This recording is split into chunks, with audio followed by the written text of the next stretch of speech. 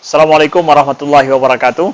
Anda rindu mendengarkan kajian-kajian dari ustadz-ustadz kita dari Aceh? Kunjungi channel YouTube Maulizul Akbar NAD. Subscribe, like, share, komen.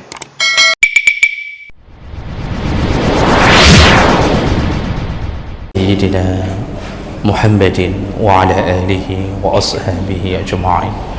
Amma ba'd. Rabbi shrah li sadri wa yassir li amri wahlul 'uqdatam min lisani yafqahu qawli.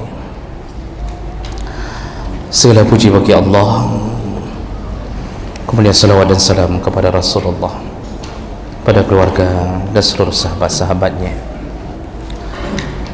jamaah salat maghrib dan isya, bapak-bapak dan ibu-ibu yang Allah muliakan insyaAllah. Kita masih membahas tentang perkara-perkara yang menyebabkan seseorang gugur kewajiban untuk menghadiri walimah, yaitu walimah perkawinan. Dan kita sudah sampai pada bab boleh tidak hadir walimah dengan beberapa perkara dari sudut pandang orang yang mengundang. Di minggu yang lalu, di antara penyebab boleh tidak hadir walimah dari sisi orang mengundang, yaitu apabila orang yang mengundang tidak punya kecakapan hukum.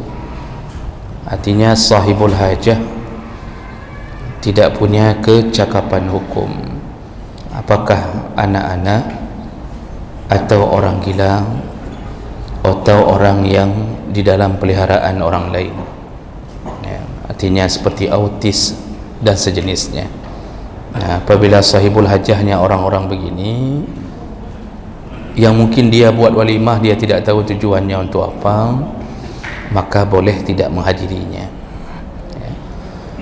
Kemudian yang kedua yang sudah kita bahas, boleh tidak hadir ke walimah kalau yang melakukan atau melaksanakan walimah itu bukan seorang muslim tapi kafir. Artinya selain daripada Islam mengundang kita untuk resepsi acara perkawinan anak mereka, apakah Kristen, Yahudi, Buddha, Hindu, mengundang kita karena kebetulan kita kenalannya, maka boleh tidak hadir.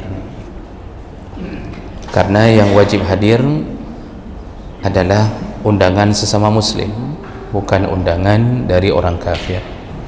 Tapi walaupun begitu, bahasa tidak wajib hadir bukan haram hadir. Boleh hadir, namun tidak wajib. Artinya tidak berdosa kalau tidak hadir. Namun kalau di situ ditemukan kemungkaran, maka kembali ke hukum awal. Berarti karena ada kemungkaran, maka sebaiknya jangan hadir. Karena biasanya kalau bukan Islam yang buat acara, itu ada perkara-perkara yang diharamkan dalam Islam dan mereka melakukannya.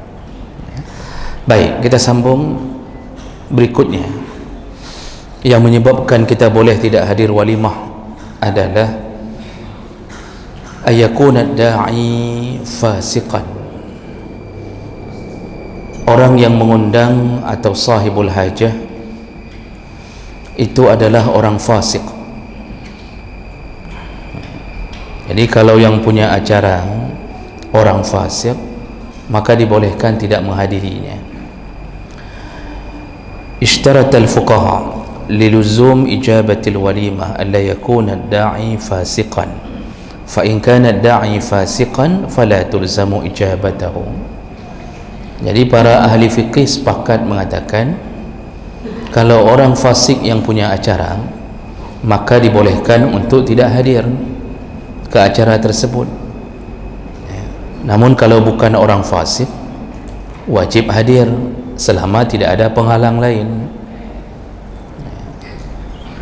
Qala al-Azra'i min asy-Syafi'iyyah kullu man jaza hajruhu la tajibu ijabatuhu.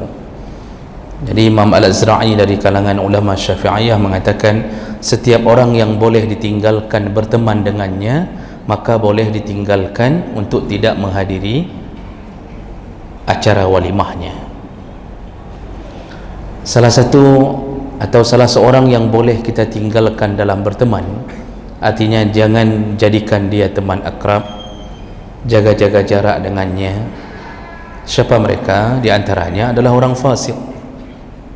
Nah, siapa itu fasik?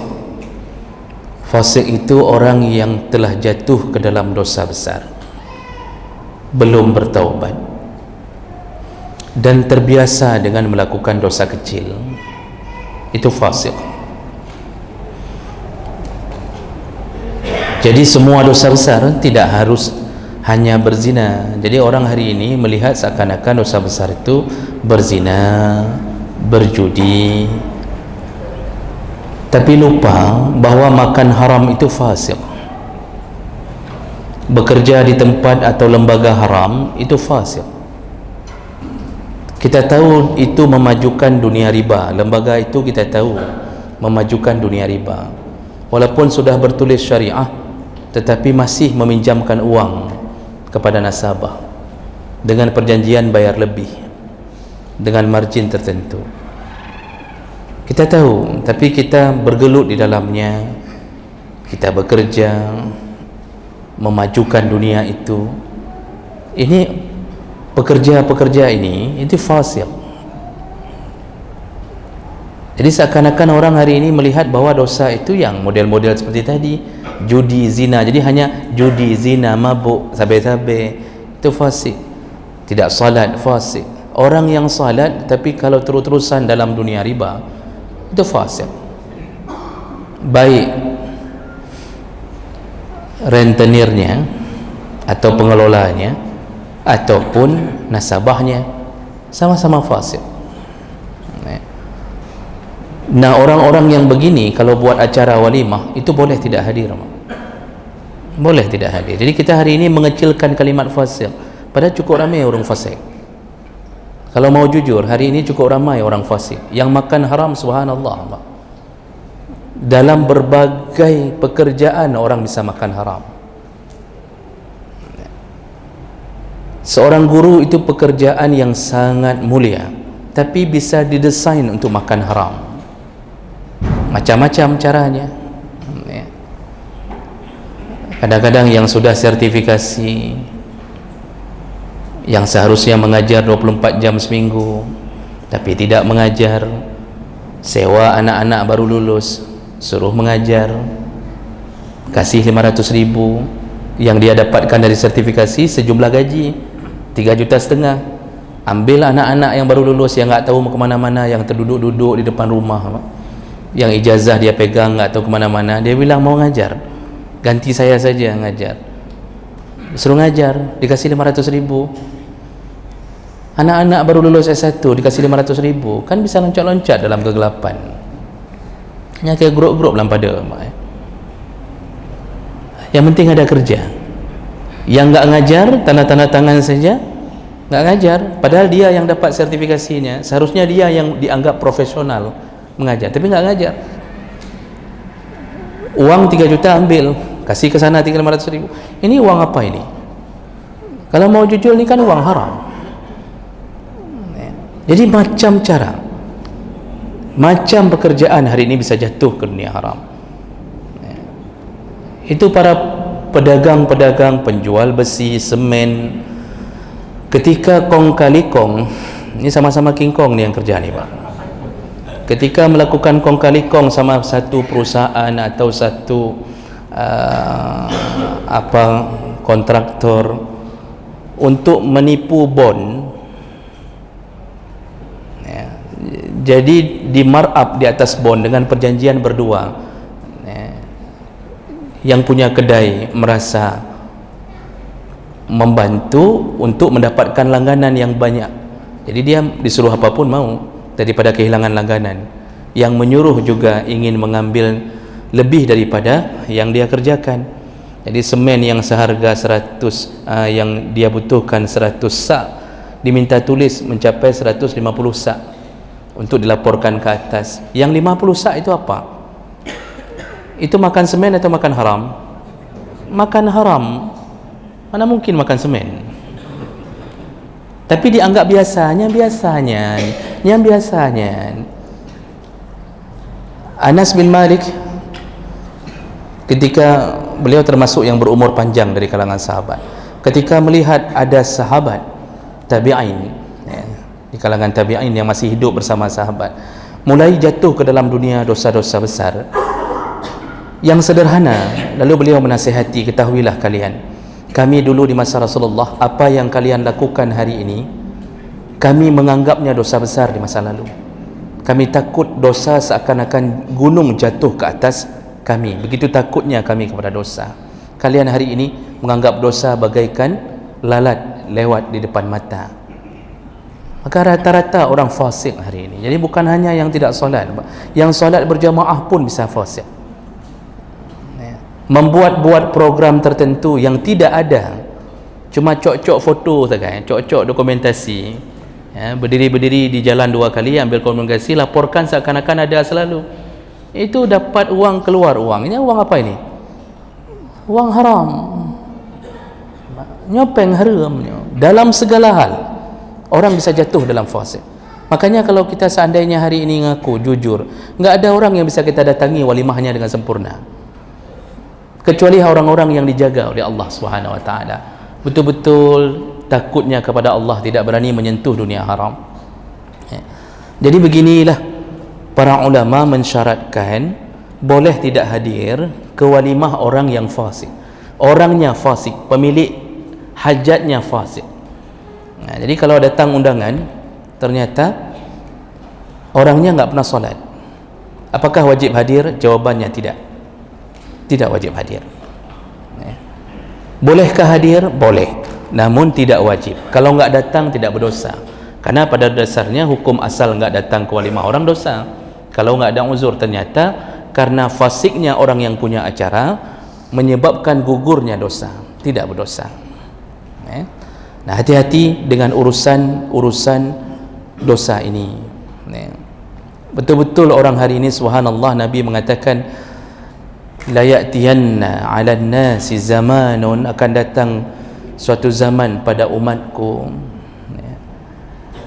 mereka mencari rezeki dan tidak peduli amil halal amil haram. Akan datang zaman itu, kata Rasulullah, orang cari rezeki tidak peduli rezeki itu halal atau haram, yang penting saya ada uang. Dari proses memilih kerja pertama saja sudah tidak peduli.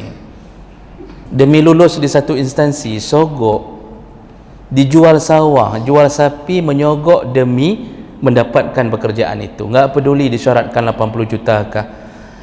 Apa kata Rasulullah? La'ana Rasulullah sallallahu alaihi wasallam ar-rashi wal murtashi. Dalam hadis yang lain ditambah war-raishi. Rasulullah melaknat orang yang menyogok dan menerima sogok, dan yang raish, yang menghubungkan antara penyogok dengan yang disogok, yang tukang perempat urang. Dia yang menghubungkan, dia kenalkan, tenang aja, saya kenal sama bapak itu, paling kasih 40 juta udah, nama kita udah naik itu. Sedangkan yang enggak nyogok, ranking 1 dalam tes, hilang namanya. Kenapa? Ternyata tes terakhir minta uang. Jadi orang bangga, saya sudah jadi ini, anak saya sudah jadi ini, padahal hasil sogok. Itu tempel foto lagi di ruang tamu dengan pakaian seragam. Maunya kan tulis di bawah foto, ini hasil sogok, nyo anak long nyo hasil sogok, tulis kalau mau jujur. Nah, begitulah orang hari ini, subhanallah, tidak peduli lagi, tidak takut, padahal kematian datang menyelimuti kita, sebentar-bentar mati, sebentar-bentar mati. Tapi orang tidak takut lagi makan haram. Jadi jemaah melakukan Allah, ini salah satu penyebab boleh tidak hadir ke walimah orang fasik, karena orang fasik tidak layak untuk dihormati. Menjadi imam saja makruh dalam 3 mazhab, haram dalam 1 mazhab. Orang fasik Mazhab Hanafi, Maliki, Syafi'i makruh bermakmum kepada orang fasik, walaupun dia al-hafiz, walaupun mengatakan hafal Quran, tapi di luar itu kita tahu kerjanya apa. Gaduh dengan game judi online bak kedai kopi, pak. Hurau malam enggak pulang-pulang, subuh berdiri imam. Termasuk mazhab Syafi'i mengatakan makruh bermakmum dengannya. Itu sudah cari supir mabuk. Kalau Imam Hambali langsung mengatakan haram, tidak sah solat. Sampai segitu dijaga dalam agama. Kita hari ini kadang-kadang enggak peduli. Yang penting suara sudah bagus, hafalan banyak, jadi imam. But oleh kiban-kiban di belakang. Mungkin dia termasuk salah satu pelaku makan haram juga. Makanya selektif dalam memilih imam diajarkan dalam semua kitab. Dan itu berdasarkan dalil-dalil dari Nabi SAW. Jadi orang fasik itu tidak layak dihormati, sehingga acaranya enggak datang pun enggak apa-apa. Tidak mengapa. Baik. Berikutnya, yang keempat, dari sisi orang yang mengundang perkara yang menyebabkan boleh tidak hadir, yaitu alla yakuna ghaliba malid da'i min haram. Boleh tidak hadir ke acara orang yang kita tahu dia buat acara, sebahagian besar uang yang dia buat acara itu dari uang haram. Kalau tadi orangnya yang pembuat acara yang porumah fasik, nyanjir hanaja. Ini yang kedua, selain fasik, yang dilihat adalah uang untuk buat acara sebahagian besar atau 75% itu dari uang haram. Nah, model-model walimah begini, kalau kita tahu bukan bersu'zan dan bukan tebak-tebak, kalau kita tahu kerjanya memang mendapatkan hasil yang haram, maka tidak wajib hadir, bahkan lebih bagus tidak hadir. Al-fuqaha muttafiquna ala annahu la tajibu ijabatu ad-da'wah man kana ghalibu malihi min haram ma lam yukhbir annahu halal.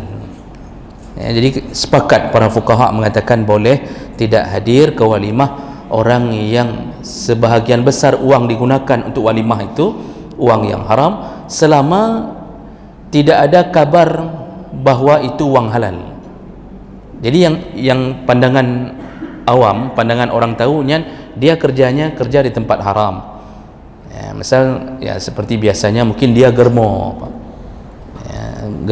atau germo yang mengurus-ngurus pelacur, tokenya para pelacur, atau rentenir buat acara, atau toke sabu-sabu misal buat acara, atau siapa sajalah pekerja kantor yang kita tahu kantornya bergerak di bidang yang haram, walaupun kantornya kantor nampaknya dengan nama-nama yang baik, tapi bergerak di bidang haram. Ini kalau kita tahu secara umum itu kerjanya dan dia tidak ada penghasilan lain, maka tidak wajib menghadiri acara seperti itu. Wa nassas Syafi'iyah wal Hanabilah ala annahu tukrah ijabatahu. Menurut mazhab Syafi'i dan Hambali, makruh mendatangi acara yang kita tahu itu nanti uangnya itu pasti dibuat makan, itu catering itu dibayar dengan uang haram, itu makruh. Artinya lebih bagus tidak datang. Jadi kalau disebut makruh itu walaupun tidak berdosa, tapi pilihannya yang lebih bagus adalah tidak melakukannya, itu tidak datang. Nah, bagaimana dengan harta yang bercampur? Artinya setengah-setengah. Pagi guru, malam toke sabu-sabu.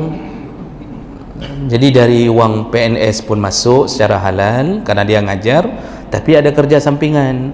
Kerja sampingannya kerja haram. Nah, yang begini-begini, zahaba Syafi'iyah wal Hanabilah fil mu'taman ila annahu tukrah ijabatuhu mimma halil haram. Tetap menurut mazhab Syafi'i dan Hambali, tetap makruh mendatangi kalau kita tahu hartanya bercampur, walaupun tidak sebesar yang tadi harta haramnya, tapi kita tahu bercampur, tetap makruh mendatanginya. berdasarkan hadis, ya, yaitu man ittaqa syubhat faqad istabra'a li dinihi wa 'irdihi. Kata Rasulullah, barang siapa yang menghindar dari syubhat maka dia telah menjaga agamanya dan menjaga kehormatannya.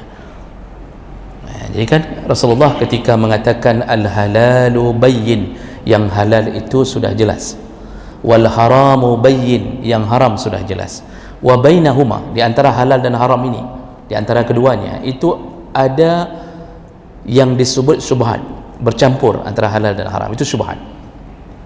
Kalau sudah bersyubhat, tidak jelas nih, kita kan menebak-nebak, ni buat acara dari wang mana ni, dari wang yang kerja malam sebagai toke sabu-sabu atau dari wang yang kerja jadi guru, kan kita nggak bisa tanya ke dia.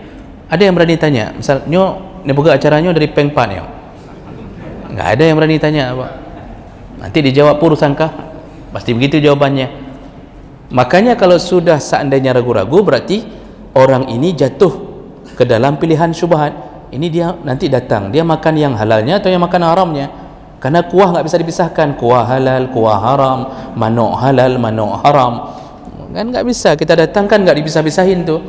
Maka kata Rasulullah, idra'us syubhat fadra'us syubhat, kalau sudah jatuh campur-campur antara halal haram, maka lebih baik tinggalkanlah yang syubhat, tinggalkan, jangan jatuh ke dalamnya. Kenapa? wa may yarta' haula al-hima yushaku ay yarta' fihi, kata Rasulullah, siapa yang bermain-main di samping sumur kemungkinan untuk jatuh ke dalam sumur. Maksudnya siapa yang bermain-main di sisi-sisi antara halal haram kemungkinan besar akan jatuh ke dalam yang haram. Jadi disuruh tinggalkan. Makanya kalau sudah orang buat acaranya hartanya enggak jelas, itu lebih bagus masa datang. Itu nasihat Nabi. Makanya mazhab Syafi'i dan Hambali mengatakan tetap makruh menyukai menjampu-jampu. Nah, kemudian menurut mazhab Hanafi, wa yara al-Hanafiyah anna al-mad'u yajibu da'wata man kana ghalibu malihi halal ma lam yatabayyan indahu annahu haram. Menurut mazhab Hanafi, kalau seandainya belum jelas bahawa harta itu benar-benar haram, silahkan datang.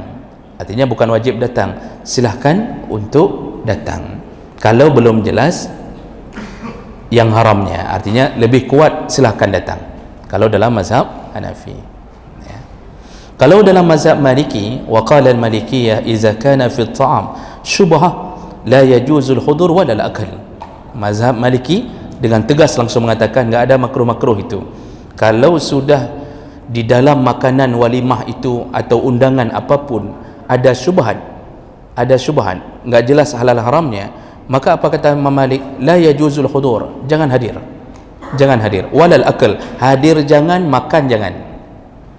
Jadi mazhab Malik langsung hantam haram.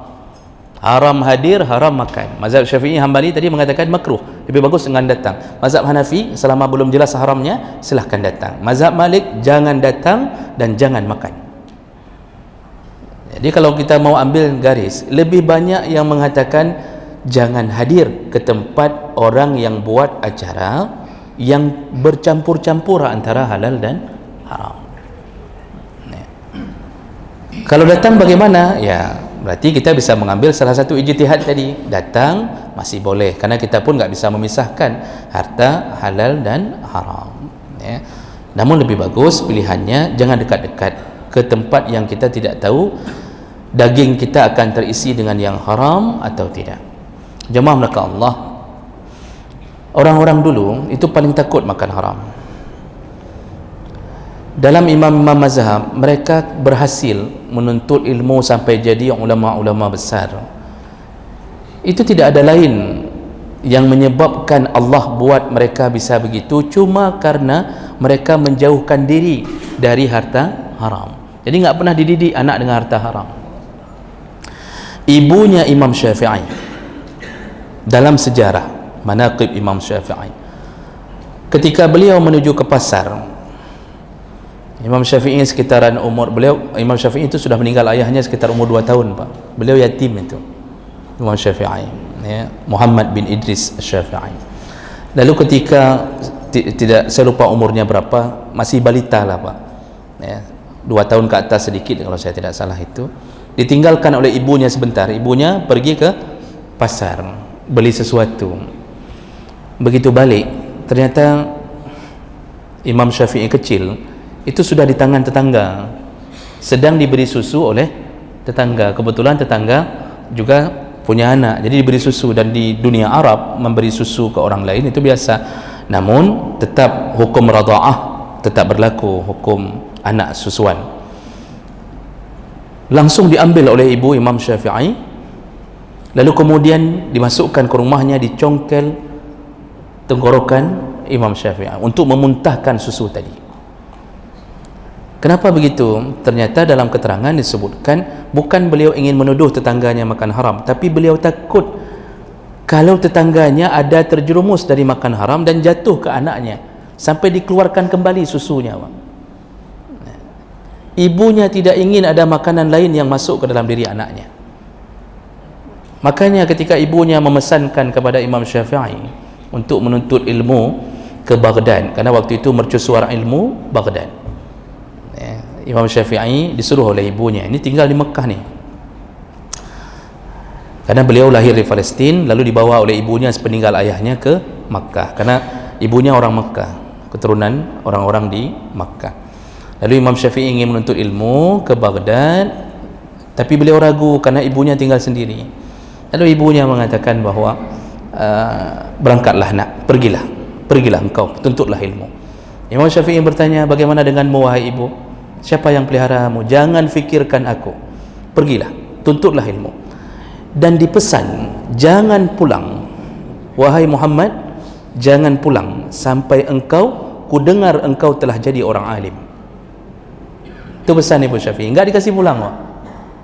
Sampai ku dengarkan engkau jadi orang alim, baru boleh pulang. Imam Syafi'i sampai mengatakan, jadi siapa yang merawatmu wahai ibu? Jangan fikirkan itu. Kalau kita tidak berjumpa lagi di dunia ini nak, kita berjumpa di surga Allah Subhanahu wa taala. Begitu pesan seorang ibu. Hari ini ibu masukkan anak ke pesantren, tip-tip uro kerja ke pesantren. Kirim siomay, kirim bakso, kirim pizza, kirim molen, alih pupu. Setiap hari itu nangis-nangis, malam teringat mana, hanya baru sioro kirim pesantren. Imam Syafi'i berangkat ke Baghdad, tidak berani pulang. Taatnya kepada ibunya, enggak berani pulang, dia takut melanggar perintah ibunya. Sampai ibunya ketika mengikut pengajian di sudut dinding Masjidil Haram, ada pengajian-pengajian dulu, dan ternyata datang hari itu seorang ulama besar dari Baghdad memberi pengajian. Di situlah ulama itu mengatakan, kami di Baghdad telah muncul satu cahaya baru, anak muda, begitu pintarnya begitu pintarnya, dia puji-puji, lalu dia sebutkan namanya Muhammad bin Idris Asy-Syafi'i. Begitu terdengar nama itu, langsung menangis si ibu di antara jamaah pengajian. Semua jamaah melihat ke arahnya, lalu mereka heran, kenapa ibu ini menangis padahal cuma disebut nama biasa, bukan pun cerita sedih. Akhirnya dipanggil oleh Syekh ini, ibu ini dipanggil, lalu ditanya, kenapa engkau menangis? Kata ibu ini, nama yang engkau sebutkan barusan adalah nama anakku, dan hari ini telah kudengarkan pengakuan darimu wahai Syekh bahwa anakku telah menjadi alim. Kalau engkau pulang, beritahukan ke dia, suruhlah dia pulang, telah kuizinkan dia pulang. Di situ Imam Syafi'i baru pulang menemui ibunya. Bagaimana hebatnya orang tua jaga dari harta yang haram, tidak tersentuh sedikit pun, Pak. Makanya hari ini kita masukkan anak pesantren, lalu mengatakan nak jadi ulama ya, nak jadi hafiz ya, nak jadi begini, nak jadi begitu, entah apa-apa suruh jadi. Sen nampak malim Pak dengan hijab krom pergi, begitu aliyah lebih palis dia daripada yang lain. Kenapa begitu? Di dalam tubuhnya harta dari ayahnya yang makan haram, di dalam tubuhnya hartanya itu bercampur-campur dengan yang halal dan haram, diberikan untuk SPP anak, diberikan untuk makan anak di pesantren. Bagaimana mau jadi orang alim? Makanya berpengaruh sekali makanan haram terhadap keputusan untuk datang atau tidak ke walimah orang. Makanya kenapa sampai ke situ dijelaskan oleh para ulama, karena begitu kita datang ke walimah tokey sabu-sabu itu, kita otomatis makan haram yang dia sediakan. Maka lebih bagus tidak datang. Tapi nggak usah kasih tahu. Jangan bapak telefon WA hanalunja apa, karena saya tahu itu kamu makanannya makanan haram. Itu bisa disuruh kejar mamak kita sama dia, Pak, kalau kita kasih tahu begitu. Jadi ya udah, nggak usah datang saja ya. Nah, jadi ini menunjukkan apa, kenapa dibuat sampai begini, sehingga diputuskan oleh para ulama begini, karena begitu kuatnya perhatian para ulama dulu untuk jangan tersentuh selama hidup makan haram. InsyaAllah anak akan saleh, alim ya, selama kita tidak menyentuh yang haram. Imam Hanafi itu tidak mau makan kambing seumur kambing hidup ketika seekor kambing dicuri, dan dia tidak tahu dijual di mana hasil curian itu. Ini di kampungnya dicuri kambing. Imam Hanafi khawatir kambing itu dijual ke pasar, dan dia takut beli kambing yang mungkin hasil curian. Akhirnya dia bertanya kepada pemelihara kambing, berapa umur kambing yang kira-kira dari semenjak dicuri itu, yang dicuri itu umur berapa tahun lagi kira-kira umur kambing itu mati. Lalu dijawab entah 2 tahun atau 1 tahun kemudian akan mati umur kambing itu. Baru Imam Hanafi mengatakan, aku tidak akan makan kambing seumur kambing yang dicuri itu, yang kira-kira akan diperkirakan mati, baru makan kambing kembali. Padahal kambing itu makanan orang Arab, tetapi bertahan tidak mau makan, takut terbeli atau bercampur. Itu mereka jaga Pak. Jadi jangan asal-asalan hidup ini, asal-asal kerja, asal-asalan. Kita cukup bangga asal anak yang penting dapat kerja, dianggap sukses. Anak belum sukses, kerja, kerja home ya. Kayak mana cara kerja entah bagaimana, tidak ada nasihat sedikit pun, nak jangan kerja di tempat haram, nggak ada ya. Ini patut diperhatikan, sebagaimana para ulama memperhatikan jangan datang ke walimah orang yang membuat acara dengan makanan yang haram. Karena keterbatasan waktu, insyaallah kita bertemu di minggu yang akan datang. Subhanakallahumma wa bihamdik, asyhadu an la ilaha illa anta, astaghfiruka wa atubu ilaik. Wassalamualaikum warahmatullahi wabarakatuh.